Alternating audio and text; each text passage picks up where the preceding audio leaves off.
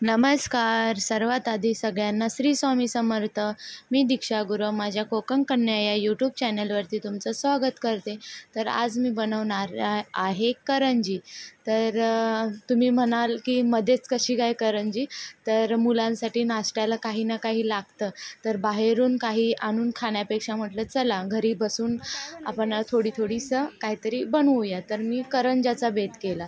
तर थोडासा असा रवा लालसर भाजून घेतला आणि त्याच्यामध्ये नंतर असं काजू बदाम वगैरे मला टाकायचे आहेत आणि मस्तपैकी अशा करंज्या मला बनवायच्या आहेत. तर मी असा बघा रवा मस्तपैकी असा भाजून घेतला.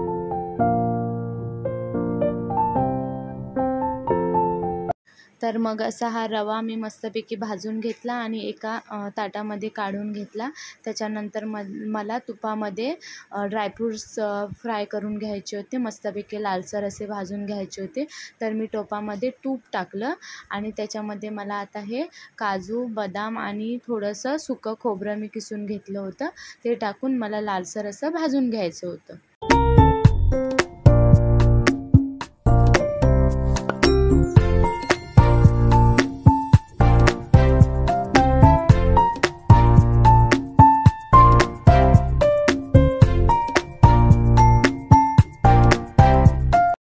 दिवाळीसारखे असे काय मी जास्त त्याच्यामध्ये ड्रायफ्रूट्स घातले नाही. जे माझ्या घरामध्ये अवेलेबल होते तेच मी घातले आणि हे बघा रवा काढून ठेवला होता त्याच्यामध्ये असे मी मिक्स केला आणि त्याच्यानंतर मला त्याच्यामध्ये बेदाणे म्हणजे मनुका घालायच्या होत्या. त्या पण मी साईडला करून घेतल्या होत्या. त्या मी भाजल्या नाही, त्या नॉर्मली अशा टाकायच्या होत्या.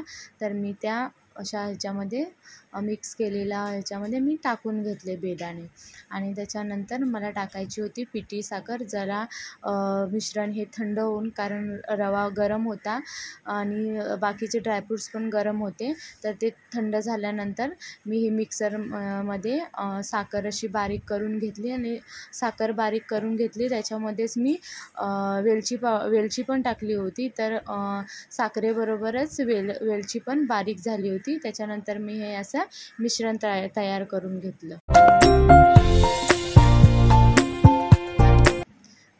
त्याच्यानंतर मी एका ताटामध्ये 2 वाट्या मैदा घेतला. 2 वाट्या मैदा घेतल्यानंतर त्याच्यामध्ये 3 ते 4 चमचे मी रवा टाकला. रवा टाकला की करंजीचं वरचं जे आवरण असते ते मस्त असं खुसखुशीत होतं आणि छान असं लागतं.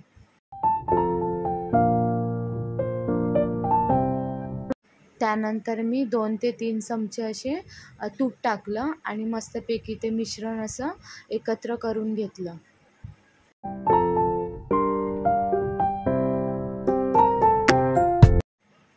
आणि एकत्र झालेल्या मिश्रणामध्ये मी थोडंसं पाणी टाकून मस्त असा आपण पोळ्या करतो, चपाती वगैरे करतो तशा प्रकारे मी ते पीठ मळून घेतलं.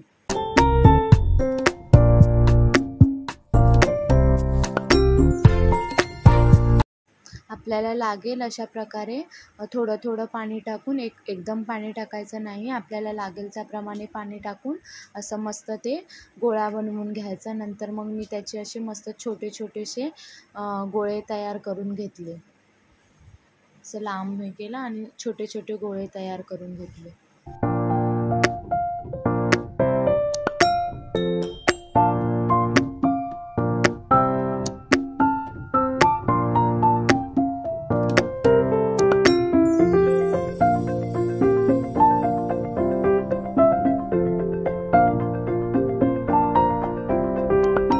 असे सर्व गोळे तयार करून झाल्यानंतर एक त्यातला गोळा घेऊन मस्तपैकी असं मी थोडंसं पीठ लावलं मैद्याचं आणि आपण चपाती लाटतो तशी मस्त अशी पोळी तयार करून घेतली.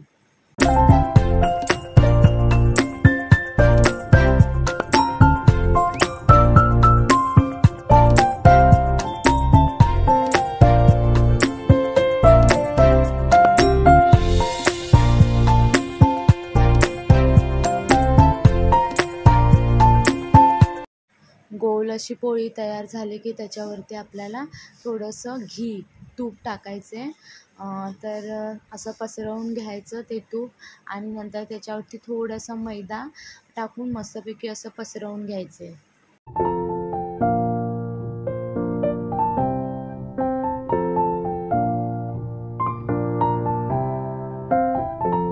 तूप आणि मैदा असं मस्तपैकी पसरवून घेतल्यानंतर आपल्याला असा गोल मस्त रोल करायचा आहे, की जेणेकरून तो एकदम टाईट आला पाहिजे. अशा प्रकारे असा गोल बनवून रोल तयार करून घ्यायचा आहे.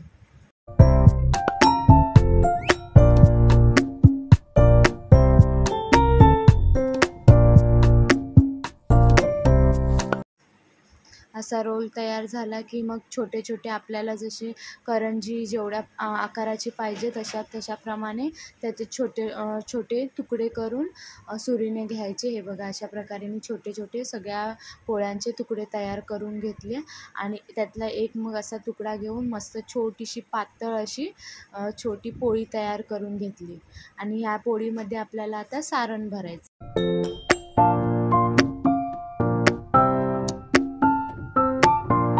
अशा प्रकारे मस्त अशी पोळी तयार करून झाली आणि त्याच्यामध्ये जे मी रव्याचं सारण तयार केलं होतं ते हे बघा, हे अशा प्रकारे मस्त हे करून घ्यायचं आणि साईडच्या कडा मस्त अशा दाबून घ्यायच्या, जेणेकरून करंजी तेलामध्ये सोडल्यावर फुटली नाही पाहिजे.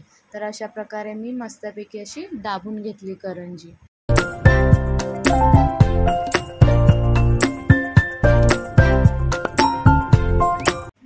त्यानंतर करंजी बनवायचा जो चमचा असतो त्याने मी मस्तपैकी अशी डिझाईन काढून घेतली.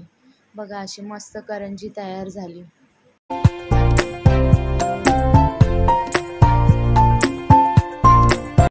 अशा प्रकारे मी सर्व करंज्या तयार केल्या आणि तेल गरम करून तेलामध्ये अशा मस्त लालसर होईपर्यंत फ्राय करून घेतल्या. लालसर अशा फ्राय केल्या की मस्त अशा कुरकुरीत होतात.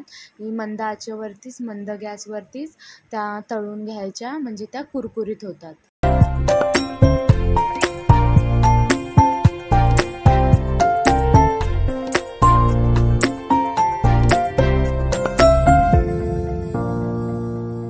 तर अशा प्रकारे मी माझ्या करंज्या सर्व तळून घेतल्या आणि मस्त अशा खुसखुशीत झाल्या, खुसखुशीत, कुरकुरीत आणि खायला पण खूप टेस्टी, कमी सामानामध्ये आणि मुलांना हेल्दी अशा करंज्या तयार झाल्या.